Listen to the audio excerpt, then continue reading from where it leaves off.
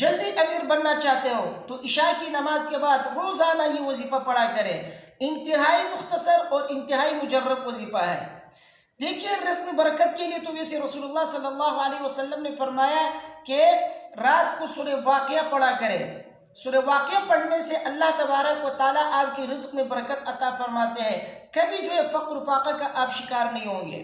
حدیث میں ہے، مشکاۃ شریف کی حدیث ہے، رسول اللہ صلی اللہ علیہ وسلم نے فرمایا من قرأ سورۃ الواقعۃ فی کل لیلۃ لم تصب فاقۃ ابدا، جو شخص سورہ واقعہ ہر رات کو پڑھتا ہے کبھی اس کے اوپر فقر و فاقہ نہیں آئے گا، کبھی وہ جو ہے غریبی کا اور جو ہے تنگ دستی اور محتاجی کا شکار نہیں ہوگا۔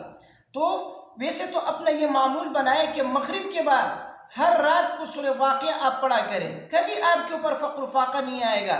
اور مالدار بننے کے لیے پھر عشاء کی نماز کے بعد آپ یہ مختصر سا وظیفہ روزانہ پڑھا کریں۔ وظیفہ کیا ہے؟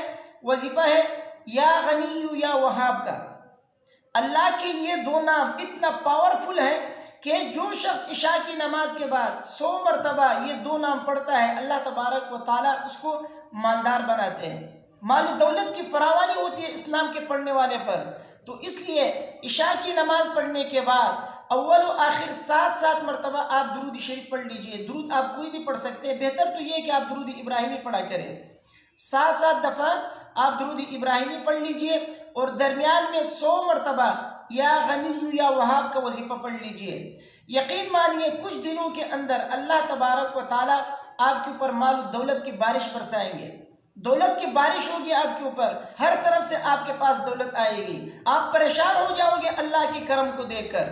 تو مالدار بننا ہے، عشاء کی نماز کے بعد اللہ کی یہ دو نام 100 مرتبہ پڑھا کرے، یا غنی یا وہاب، اول و آخر 7 مرتبہ درود شریف۔ پھر دیکھیے کہ آپ کی زندگی میں دولت کی بارش ہوتی ہے یا نہیں۔